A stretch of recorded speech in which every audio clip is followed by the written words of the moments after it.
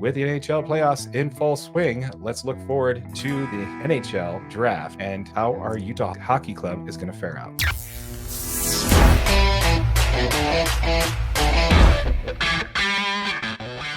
And before we get into the content, folks, we'd like to remind you that if you do like this content, if you like this video, please feel free to scroll down and drop a like on this video. It helps out the channel a lot. Also, consider subscribing to this channel if you have not yet.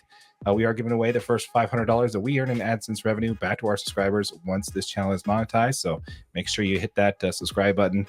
And yeah, we look forward to giving that money away. So make sure you're involved in that. Keep in mind, folks, we did just launch Utah Hockey DNA. This is a new channel that we're just launching specifically for this team. And it's going to be available if you're watching on that channel. Thank you so much. Make sure you subscribe to this channel. We're looking forward to grow with you, as the team develops here. If you're watching this on our main channel, we'll have a link in the description to that channel if hockey is what you want to follow specifically. Link down below. All right, so let's go ahead and talk a little bit about your Utah Hockey Club. Now, we don't have a name for them, so we're just going to call them Utah Hockey Club for now, which is bad for the algorithm. We probably should go Utah NHL or NHL Utah, something like that. Yeah, apparently. So, yeah, we'll make sure that we focus on that. First of all, appreciate everybody for watching that video. That was definitely a different direction that we tried to go for this channel, where we actually did the live in-person interviewing folks, going down to the little welcoming the team here. So we really appreciate that you guys supported that video and got us I think over 1,200 views on that. Over 1,200. Yeah, so that was awesome. Appreciate the engagement, appreciate the comments. That was definitely something that we don't normally do, so we really appreciate that you guys liked it, and hopefully we can do more of those for sure. So why don't we go ahead and talk a little bit about what we know about this team currently. Yeah, absolutely. Okay, now again, shout out to PHNX in Arizona that for the Coyotes, they had a podcast. They actually just did their last episode about a week ago. And they did do a whole episode, which we linked in our last video on hockey, about prepping fans for the team that they're getting. I did get a lot of that from this. I also did a lot of that from basically just kind of just reading about the team and watching how they did and some highlights and stuff like that. So a lot of that is part of that, but I just want to give that podcast out there a shout out because they couldn't have done it in better, classier way to lose a franchise to go somewhere else. They just chef kiss, man. You guys did fantastic. Top notch. It was awesome. Yeah, class act, you guys. Class act. So yeah, and also go ahead and drop us if you are watching this, shoot us an email. We'd love to interview you and get some more detailed information, some more inside info from you. DNA Sports Recap at gmail.com. That's right. So let's go ahead and talk about how they fared this year. They finished second to last in the Western Central Conference with a record of 36-41. So not great as far as the last year, but obviously if I was just look at the Oakland A's, man. I mean, if you're in this situation with terrible ownership, you don't know where you're going to be playing. You're playing in front of less than 5,000 fans. For a professional sports arena, that's just not a place that's going to do well. I think simply just being here is going to have their record be at least 500, even just with that alone.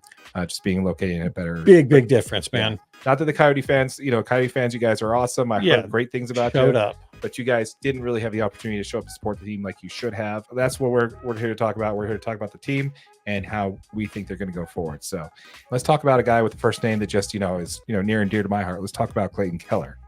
Keller. Absolutely. So he's a 24-year-old, four-time All-Star, approaching 200 goals. He's basically going to be the face of the franchise pretty much going forward. Yep. He does this thing that kind of like a Patrick McCain, but, for more of you local NBA fans, it's going to be like that Steph Curry thing. Where he won't keep the mouth guard in his mouth. He's kind of like chewing on it with hanging out on the side of his mouth there. I love that. So I think that's kind of a little edge there. It gives a little personality. I mean, Clayton Keller is like the most young, exciting player coming onto this team, right? He's been really reliable. He played in 78 games last year. I mean, he scored a team high 33 goals last year. This kid's electric. He's like the future face of this team. Mm-hmm. I mean, as long as he can continue to stay healthy and play in games, he's got a huge opportunity to play in front of a super energized Utah crowd. That's going to be really fun next year. Let's jump into the next player on here. Let's talk about the Sheriff, Lawson Kross. 20 goals in all. Ideal teammate for has that big body on the ice type things. He has a dog named Butterpig that has his own Instagram. That's legendary. Absolutely. Go ahead and follow Butterpig. Yeah, so I mean, he's got that big body on ice, kind of that enforcer, kind of not necessarily enforcer because he's not like looking to pick a fight, but he's definitely that big body on offense there. Like I said, ideal type teammate. Big dude, right? Pretty reliable. He played in 81 games last season. This guy's got a huge opportunity again. You know what I mean? Like this team is going to be they're going to need someone like that to continue to go forward and, keep pushing to kind of lead this team to success. So moving on, we got Matisse Michelli. This is an elite passer, finding himself as kind of like a shooter in that second power play scenario there. Right. I mean, Matisse is Mr. Ultra Reliable, man. This dude played in all 82 games last year. Wow. Yeah. So, I mean, he had 17 goals last year. He plays in all the games that he's typically doesn't start. He doesn't play quite as many minutes as like a Clayton Keller or a Nick Schmaltz, but he comes in and provides reliable minutes and makes sure that this team stays on track. And he's going to help this team a lot this year. Yeah. And it was mentioned by the PHNX Coyotes podcast there that whenever he scores a goal, you got to do the fingerprints. Michelli. Oh, really? You got to go Michelli. So that's something we got to keep going. So Utah Hockey Club fans, remember that every time he scores a goal, Michelli. I mean, he's from Finland, but doesn't make it's not Italian, but we're gonna keep it going for you Coyote fans down there. So yeah, I don't know. I think it's gonna be fun to watch him for sure. We got Logan Cooley, best pick in the draft, arguably last year. So he's incredibly skilled. He's really finding his speed at this level. I think he's a player to watch because again, rookie this year, just trying to find his footing, but definitely show some highlights. I watched some highlights on this kid. He is fast out there. That's crazy. It's really good. Really good. Yeah. Don't have a whole lot on him, so we look forward to seeing him develop there, and we definitely want to jump into more of that. And then you got Gunner, man. We got Dylan Gunther. What can you say except for this guy's a shooter, man? Yeah, absolutely. Yeah, I mean, he just continues to make some of those goals that just look so easy, dude. I look forward to watching him next year for sure. Oh yeah, he was called up in January for a short stint and just made his case and stayed with the team ever since. Yeah, 40 plus goals, possibly. Looking forward for this kid next year is what he set out, what his estimate is set out according to ESPN, which I think is probably possible for sure. So Gunner, looking forward to it. Love the name Gunner. I think that's perfect. Such a good name for a hockey player. Yeah. Who else? What else you got? Nick Schmaltz, right? He's one of the more veteran guys on the team. He played in 79 games last year. He had 22 goals. They're going to need his veteran leadership to kind of keep going along and pushing this team into hopefully what's going to be the playoffs next year. I definitely think based off of, again, just being a 500 club next year, just by being here alone, that's the best thing about an owner who's stingy, doesn't want to pay for players. They're going to have a lot of young talent coming up, a lot of good draft picks coming up. So let's go ahead and get into that. Let's next talk about the NHL draft, shall we? Excellent. So that comes up on June 28th. Bleacher Nation has with the mock drafts, have Utah picking 6th and going with 18-year-old Zane Parker. He's a 6 foot, 181 pound, talented blue liner, basically defensive player. That is where the Yotes were missing. They have a lot of offensive talent, but not necessarily really that elite defensively. So they're estimating a lot of defensive players going to be picked up on this draft. So as far as he can really move the puck, it's assisting on 63. Had 63 assists last year, and he led the OHL, which is the Ontario Hockey League, with defensive men as a defensive man in points. He's ranked 5th among the North American skaters, and Button has him ranked as high as 3rd.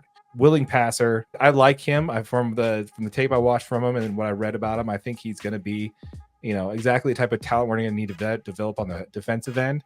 And you want somebody who's going to be able to make assists from the back guys like that. So absolutely, being a willing passer is going to be huge because you've got guys that can score goals that are already offensive minded, but being defensive and then also being able to pass the ball.